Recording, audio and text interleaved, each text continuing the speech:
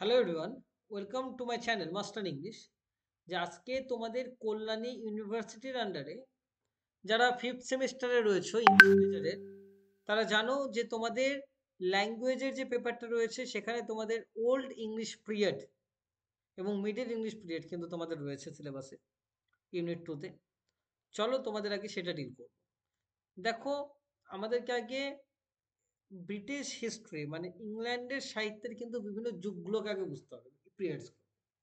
প্রথম যে সাহিত্যের যুগটা রয়েছে সেটা হচ্ছে ওল্ড ইংলিশ পিরিয়ড বা অ্যাংলো স্যাক্সন পিরিয়ড। ইংল্যান্ডের সাহিত্যের যে বিভিন্ন যুগ, সেগুলো যুগগুলোকে বলা হয় পিরিয়ডস অফ ইংলিশ লিটারেচার। বুঝতে পারলে?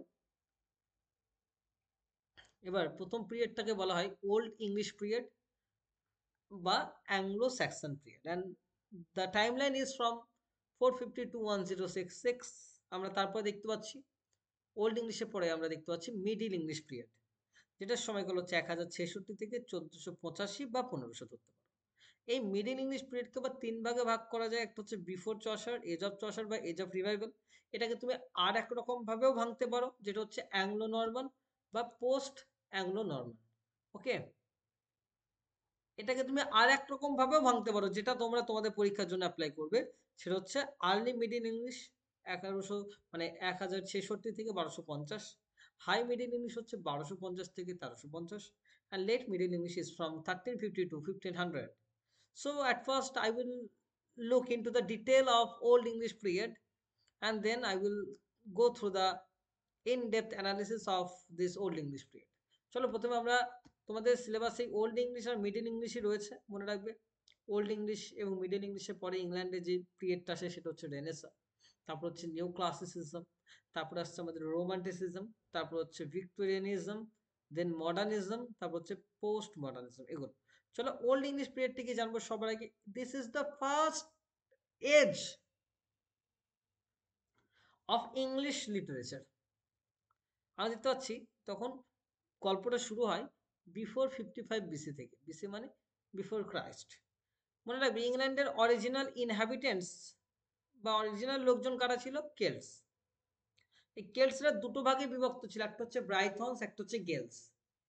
এবার মনে রাখতে হবে সালটা তখন 55 বিসি, যখন রোমরা মানে রোমান্সরা ইংল্যান্ডে এসে আক্রমণ করে। এবার the Romans conquest in 55 BC with the leadership of Julius Caesar. Julius সিজারের নেতৃত্বে they introduced Latin as a language. তারা ল্যাটিনকে অ্যাজ আ ল্যাঙ্গুয়েজ হিসাবে এখানে ইন্ট্রোডিউস করে। ইন 400 সালে কি হয়, ভিসগথ বা গোথস বলা হয় অ্যাটাকড রোম। তারা রোমে আক্রমণ করা শুরু করলো। Romans fled to Rome from Britain to save Italy. এবার দেখো, আমরা দেখতে পাচ্ছি তখন সালটা প্রায় 400। এই টাইমে আমরা কি দেখতে পাচ্ছি, এই ভিসগথস নামক যে জাতিটা রয়েছে এরা কি করে, রোমকে আক্রমণ করে। এবার রোমানরা তো ইংল্যান্ডে রয়েছে, এরা নিজের দেশকে বাঁচাতে চলে গেল ইংল্যান্ড ছেড়ে, মানে ব্রিটেন ছেড়ে তারা চলে গেল কোথায়, এই তাদের নিজস্ব দেশে রোমে। ইতালির রাজধানী রোম, জানো, ইতালিকে সেভ করতে গেল। আফটার দ্য রোমান্স আর গান, যখন রোমান্সরা চলে গেল, England had no ruling party. ইংল্যান্ডে আর কেউ রুল করার মতো নেই। ডিউরিং দ্যাট টাইম আমরা দেখতে পাচ্ছি সেই টাইমেই two tribes Scots and Picts attack England. ইংল্যান্ডকে অ্যাটাক করা শুরু করলো। এবার তখন তাহলে আমরা দেখতে পাচ্ছি 55 থেকে 407 সাল পর্যন্ত কারা ছিল, রোমান্সরা। এবার 407 সালে যখন রোমান্সরা চলে গেল তখন দেখতে পাচ্ছি Celts sought the help of Romans but they decline. যখন এই যে স্কটস আর পিক্টস এসে ইংল্যান্ডে আক্রমণ করা শুরু করলো, সেই টাইমে কিন্তু যারা কেল্ট মানে কেল্টিক পিপল, তারা কি করছে, রোমান্সদের হেল্প চাইলো। But as they were busy to save their own country, for that reason they declined. তারা কিন্তু রিজেক্ট করলো। Now they invited Anglo Saxons. এই মুহূর্তে তারা স্কটস এবং পিক্সদের হাত থেকে বাঁচার জন্য তারা তিনটে জার্মানিক ট্রাইবসদের ডাকলো, মানে উপজাতিদের ডাকলো, Angles, Saxons and Jutes. They started to rule England. আমরা দেখতে পাচ্ছি এই অ্যাঙ্গল স্যাক্সন এবং জুটসরা, এবং এদের নাম অনুসারেই এসছে অ্যাংলো স্যাক্সন পিরিয়ড। এবার সালটা দেখুন 787। 787 সালে কি হয়, ভাইকিংস নামক একটা জাতি, তারা আবার ব্রিটেনে এসে আক্রমণ করে, এবং তারাও এই 1066 সাল পর্যন্ত কিন্তু ব্রিটেনে ছিল। কাদের সঙ্গে? With Anglo Saxons and Jutes. তাহলে একই সঙ্গে Angle Saxons Jutes, Anglo Saxon Jutes এরা তো রয়েছেই, সাথে আবার ভাইকিংসরাও এসে অ্যাটাক করলো। তবে এই জাতিগুলো কিন্তু ইংল্যান্ডে রয়েছে। সালটা তখন 1066, মনে রাখবে Vikings with the Anglo Saxons, এই অ্যাংলো স্যাক্সনস এবং ভাইকিংস এরা সবাই were defeated by the Normans from France. William the Conqueror নামক একজন লোক ছিলেন যিনি ফ্রান্সের নরম্যান্ডি থেকে এসে এই দেশটাকে আক্রমণ করেন এবং তিনি জয়লাভ করেন। তাই উইলিয়াম দ্য কনকুরার বা William one became the first monarch of middle English period. আমরা দেখতে পাচ্ছি কারণ এই 1066 সালে যে যুদ্ধের মাধ্যমে উইলিয়াম দ্য কনকুরার ইংল্যান্ডকে নিজের পাওয়ারে আনলো, সেই যুদ্ধটার নাম হচ্ছে ব্যাটেল অফ হেস্টিংস। সেই টাইমে ইংল্যান্ডের কিং হচ্ছে কিং হ্যারল্ড টু। তার মানে 1066 ইজ দ্য পয়েন্ট যখন নরম্যান কনকুয়েস্ট বলা হয় এটাকে, কারণ উইলিয়াম দ্য কনকুরার ফ্রান্সের নরম্যান্ডি থেকে এসেছিলেন। এবং এই যে সালটা, এখান থেকে কিন্তু আমরা দেখতে পাচ্ছি ওল্ড ইংলিশ পিরিয়ড শেষ হয়ে যায়, এখান থেকে আবার নতুন করে মিডল ইংলিশ পিরিয়ড শুরু হয়। যাই হোক না কেন, এবার দেখো এবার অ্যাংলো স্যাক্সন এজটা নিয়ে দেখো স্টার্টেড ইন, এবার পিডিএফ বলে লেখা আছে, মানে এই দেখো এই পিডিএফটাতে আনসারটা রয়েছে। মনে রাখবে আমি যা যা বললাম এখানে তোমাদের পড়িয়ে দিচ্ছি। Anglo Saxon age started in the 5th century, 5th সেঞ্চুরিতে শুরু হয়। কেন? ওই 410 সালের দিকে বা 450 সালের দিকে যখন অ্যাঙ্গলো স্যাক্সন জুটসরা আসে। Anglo Saxons came to England from Germany and invaded the English tribes and started the reign. Anglo Saxons এবং জুটসরা তারা সেখানে রাজত্ব করা শুরু করলো। It ended in 1066 with the Norman conquest. এতক্ষণ যা গল্পটা বললাম এখানে লেখা রয়েছে, এটা শেষ হয় কি দিয়ে? Norman conquest. The year 55 BC may be regarded as a turning point in the history of England. এই 55 বিসিটা কি বললাম, একটা টার্নিং পয়েন্ট। কেন? এই টাইমে রোমান্সরা এসেছিল। For that year it entered a new mileage when the Romans made their first inroads in the country under the leadership of Julius Caesar. Julius Caesar নেতৃত্বে এরা কিন্তু এবার পাওয়ারে আসলো, ইংল্যান্ডকে দখল করলো। The native Celtic people were not at all happy with the Romans and seized the importance rage against the Romans. এবং সাধারণ লোকজন অবশ্যই রোমান্সদের বিরুদ্ধেও যেত। It is perhaps an unworthy of mentioning here that imperialism, however temporarily it may be, cannot last long. দেখো imperialism মানে এক জায়গা থেকে যখন আরেক জায়গাকে কেউ দখল করে সেটাকে বলে ইম্পেরিয়ালিজম। এইটা কিন্তু সারা জীবন থাকে না। The Romans had come to England with their imperialistic zeal and naturally it also made the same fate. এদেরও সেম একই ভাগ্য হয়েছিল, যেটা চলে যেতে হয়েছিল। In the early years of 5th century AD, একদম 15 মানে 5th century AD প্রথম দিকে মানে 410 সালের ওদিকে, even earlier in the 3rd century AD, the Goths, a savage people of Germany, started attacking the different parts of the Roman Empire. তারপরে ওরা কি করলো? নিজেদের দেশকে বাঁচাতে ইংল্যান্ড ছেড়ে চলে গেল। ওই পুরো গল্পটা কিন্তু তোমাদের এখানে আমি লিখে দিচ্ছি। ওকে, দেখ এবার এটা হচ্ছে historical background of old English period. এবার পিরিয়ডটার নাম কেন ওল্ড ইংলিশ? কারণ এটা প্রথম পিরিয়ডে বল, আর ওই টাইমে ল্যাঙ্গুয়েজটাও ছিল ওল্ড ইংলিশ ল্যাঙ্গুয়েজ। আচ্ছা, এবার একটা কনসেপ্ট জানতে হবে তোমাদের, হেপ্টার্কি কি ওল্ড ইংলিশ পিরিয়ড। দেখো এবার অ্যাঙ্গল স্যাক্সন জুটসরা যখন এই মানে অ্যাংলো নর্মান পিরিয়ড বা ওল্ড ইংলিশ পিরিয়ড মানে কি 450 থেকে 1066, মানে সেই টাইমে এবার এই অ্যাঙ্গল স্যাক্সন জুটসরা কিন্তু ওই ব্রাইথনসদের, স্কটস আর পিটসদের হাত থেকে বাঁচিয়ে ওরা কিন্তু রুল করতে শুরু করেছে। এই অ্যাঙ্গল স্যাক্সন জুটসরা কি করে, পুরো ইংল্যান্ড পুরো ব্রিটেনকে 7টা আলাদা আলাদা কিংডমে ভাগ করে, যেটাকে বলে হেপ্টার্কি। মনে রাখবে এই 7টা কিংডম কি? Northumbria, East Anglia, Mercia, Essex, Wessex, Sussex, Kent. এবার কি করে এই অ্যাঙ্গেল স্যাক্সন জুটসরা কি করে, এরা এই বিভিন্ন জায়গায় রাজত্ব করা শুরু করে। The Angles took over control the northern and central parts of England, Northumbria, East Anglia and Mercia. তার নর্থাম্বারিয়া, ইস্ট অ্যাংলিয়া, মার্সিয়াকে কারা রুল করে? অ্যাঙ্গেলসরা। দ্য স্যাক্সনসরা কি করে? স্যাক্সনসরা কন্ট্রোল করে হচ্ছে এসেক্স, ওয়েসেক্স, সাসেক্স, আর জুটসরা কন্ট্রোল করে হচ্ছে কেন্ট। তাহলে স্যার অ্যাঙ্গলো স্যাক্সন জুটস 3টে পার্টিতে এসেছিল, বাট নামটা অ্যাংলো স্যাক্সন কেন? কারণ জুটসরা অত পাওয়ারফুল ছিল না। বুঝতে পারলে? এবার এইটা হচ্ছে 7 কিংডমস, ইংল্যান্ডকে 7টা আলাদা আলাদা ভাগে ভাগ করে। চলো দেখো একটা ক্লাসে তোমাদের পুরো কমপ্লিট করিয়ে দেওয়া হবে old English period. 4 dialects that are spoken in Heptarchy. এই হেপ্টার্কিতে কোন 4টে ভাষা বলা হতো? মনে রাখবে, the Northumbrian, Mercian, West Saxon আর Kentish. The Northumbrian, Mercia, West Saxon আর হচ্ছে কেন্টিশ। এটা কিন্তু তোমাদের মাথায় রাখতে হবে। এই যে আমরা তাহলে এইবার এই 4টে ডায়ালেক্ট, ডায়ালেক্ট মানে কি উপভাষা, ওই 7টা জায়গাতে এই ভাষাগুলো বলা হতো।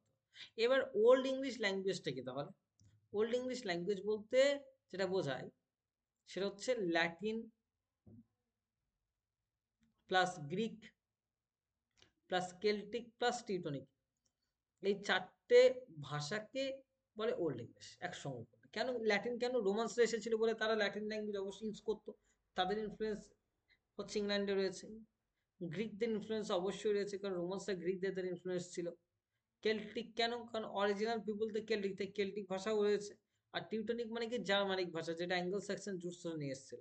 তার মানে এই এতগুলো ভাষাকে এক জায়গায় করলে ওল্ড ইংলিশ ল্যাঙ্গুয়েজ হয়। মনে থাকবে, ল্যাঙ্গুয়েজ মানেও তো ইংলিশ ল্যাঙ্গুয়েজ মানেই বাকি ওল্ড ইংলিশ রয়েছে, মিডিল ইংলিশ আর মডার্ন ইংলিশ, এই তিনটে ভাগ।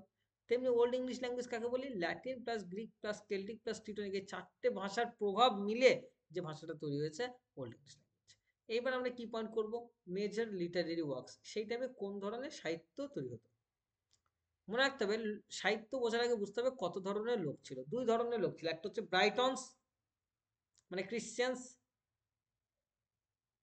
যারা হচ্ছে অরিজিনাল ইংল্যান্ডের অধিবাসী। আর হচ্ছে জার্মানিক ট্রাইবস মানে অ্যাঙ্গেল স্যাক্সন জুটস, যারা হচ্ছে পেগান্স।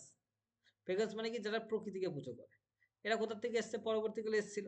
এই 2 ধরনের লোক বাস করতো। ব্রাইটনসরা কি করে? তারা হচ্ছে ক্রিশ্চিয়ানস এবং রিলিজিয়াস, তারা ধর্মীয় কাজকর্ম করে, তারা অনেকটা রিলিজিয়াস। আর এই জার্মানিক ট্রাইবসরা কি? এদের মধ্যে কাজ হচ্ছে কোনো ধর্ম পালন না, রাদার হিরোইজম, যুদ্ধ করা, বিভিন্ন এলাকায় গিয়ে আক্রমণ করা, এগুলো।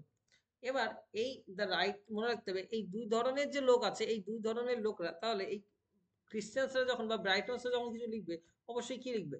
তারা রিলিজিয়াস পোয়েমসি বা রিলিজিয়াস টেক্সট লিখবে। আর জার্মানিক ট্রাইবসে কি লিখবে? হিরোইক পোয়েট্রি লিখবে।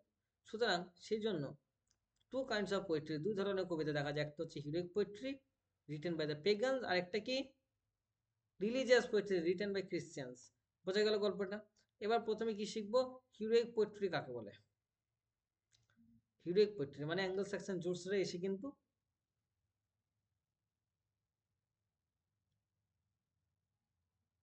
এই হিরোইক পোয়েট্রি শুরু করে। এবার হিরোইক পোয়েট্রি বলতে কি বোঝায়? দেখো, this writings are mainly written by the Germanic tribes. এই রাইটিংস গুলো কে লেখে?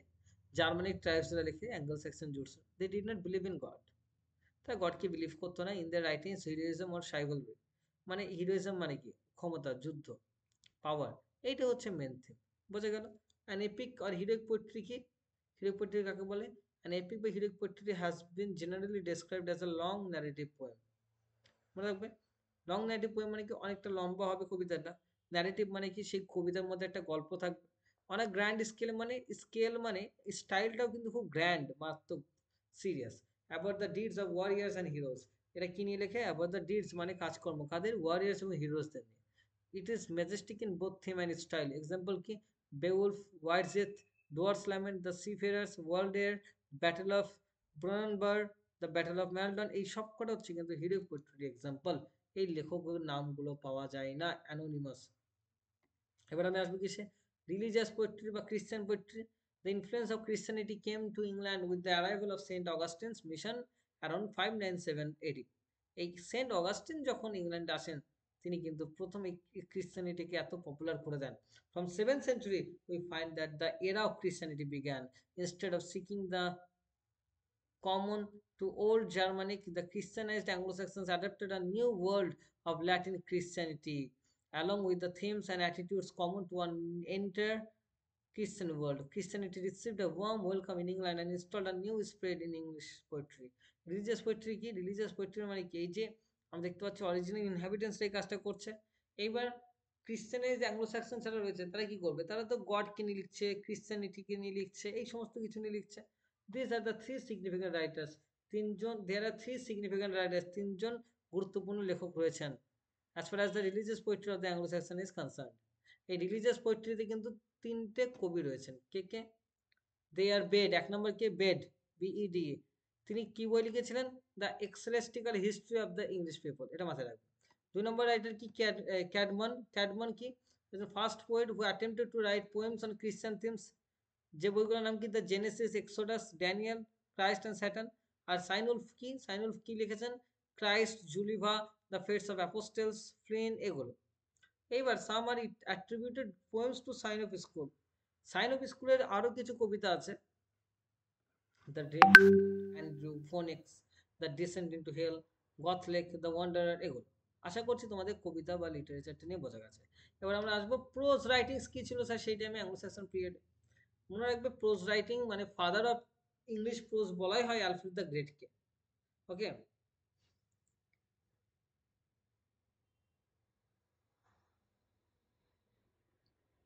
দেখো, হি ট্রান্সলেটেড মেনি ইম্পর্টেন্ট রাইটিং, অনেক ট্রান্সলেট করেছেন অনেক লেখা, তার মধ্যে একটা হচ্ছে প্যাস্টোরাল কেয়ার। প্যাস্টোরাল কেয়ার কার লেখা? পপ গ্রেগরির লেখা। উনি অ্যালফ্রেড দ্য গ্রেট কি করেন, এগুলোকে ট্রান্সলেট করেন। এই টেক্সটগুলো, the history of the world, the history of the world, the ecclesiastical history of the English people, এগুলো। দ্বিতীয় রাইটার নাম কি? আলফ্রিক, তার লেখা বইগুলোর নাম ক্যাথলিক হোমিলিস আর হচ্ছে the life of the saints. Wulfstan হচ্ছে সারমো লুপি অ্যাড অ্যাংলজ। আচ্ছা, মনে রাখবে এবার ওল্ড ইংলিশ পিরিয়ডের যত সাহিত্য, কি কি কবিতা আছে বা কি, এই সমস্ত কিছু চারটে ম্যানুস্ক্রিপ্টের মধ্যে পাওয়া যায়। ম্যানুস্ক্রিপ্ট মানে পাণ্ডুলিপি, অনেকটা অনেক আগেকার লেখা যেগুলো এক জায়গায় গচ্ছিত আছে, ওগুলো বলে ম্যানুস্ক্রিপ্ট। চারটে ম্যানুস্ক্রিপ্টের মধ্যে কিন্তু ব্রিটিশ মানে ওল্ড ইংলিশ পিরিয়ডের সমস্ত লেখাগুলো অ্যাভেলেবল আছে। প্রথম দেখি জুনিয়াস ম্যানুস্ক্রিপ্ট, এটাকে বলা হয় ক্যাডমন ম্যানুস্ক্রিপ্ট বলা হয়।